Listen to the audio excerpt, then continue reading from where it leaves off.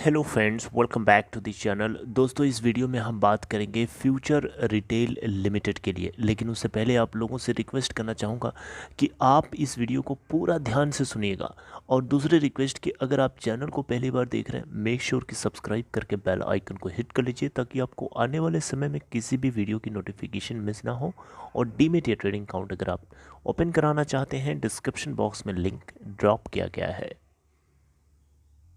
सबसे पहले तो आप लोगों के सामने इसकी क्या सिचुएशन है। आज देखिए 10th को ये ओपन हुआ 47.90 पे, 47.45 का लो बनाया और 48 का हाई है।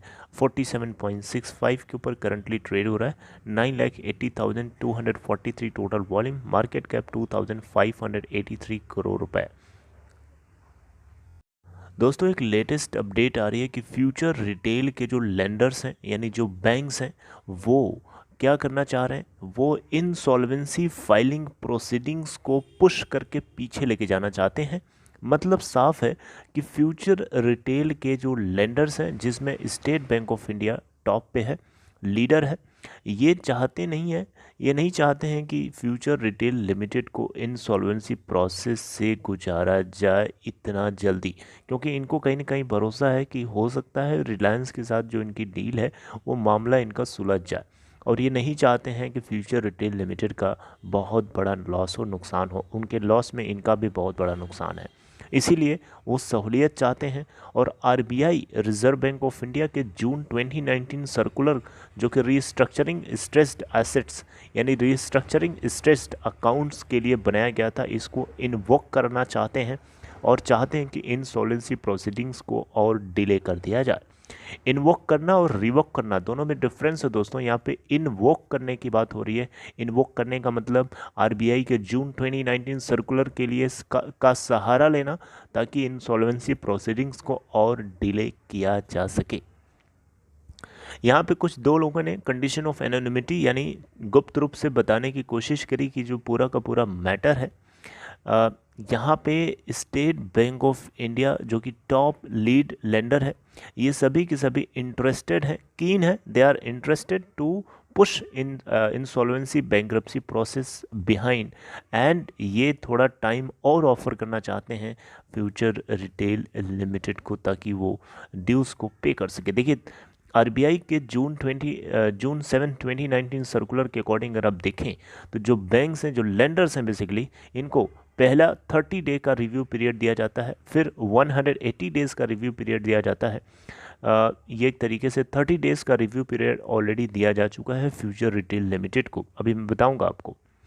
और अगर आप देखें यहाँ पे तो जो स्कीम है, इसमें जो बैंक्स हैं, जो लेंडर्स हैं, बेसिकली उनको अगर 180 डेज़ के बाद भी अगर रिजोल्यूशन प्लान इम्प्लीमेंट नहीं हुआ तो बैंक्स को, लेंडर्स को 20% टोटल अमाउंट का एडिशनल प्रोविज़न के रूप में रखना पड़ेगा।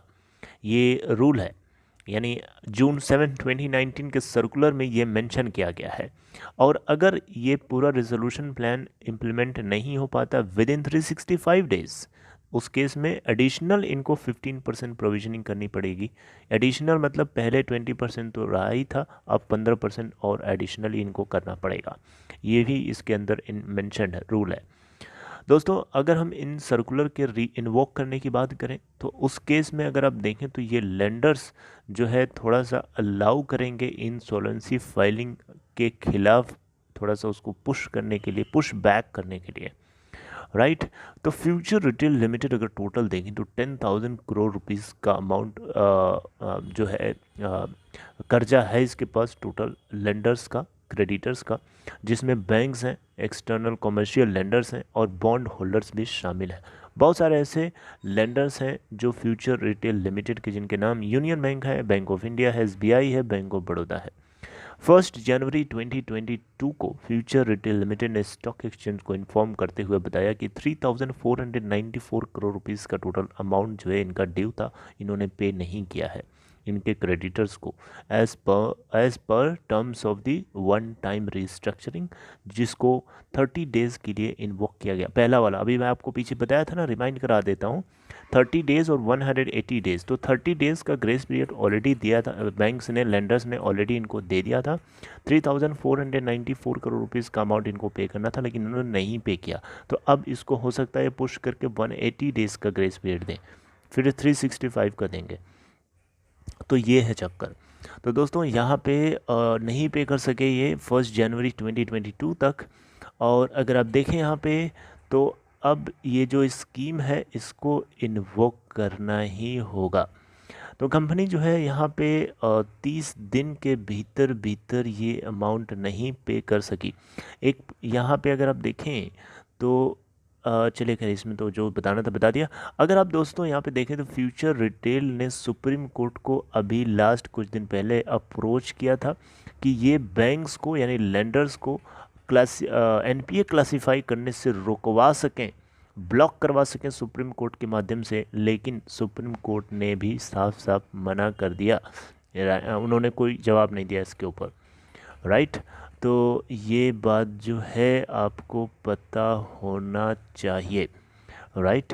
तो अब देखिए यहाँ पे बैंक्स अपनी तरफ से कोशिश कर रहे हैं, बैंक्स कितना सहूलियत करेंगे। अब यहाँ पे एक बात नोटिस करने वाली ये है कि कुछ बैंक्स हैं, सारे बैंक्स नहीं ऐसा चाह रहे हैं, कुछ छोटे मोटे जो बैंक्स हैं वो इस री इन्वोकिंग के फेवर में नहीं है, क्योंकि उनका मानना है कि अगर ऐसा होता है तो ये डेट और जो है इनको हेयर कट ज़्यादा झेलना पड़ सकता है आगे चल करके।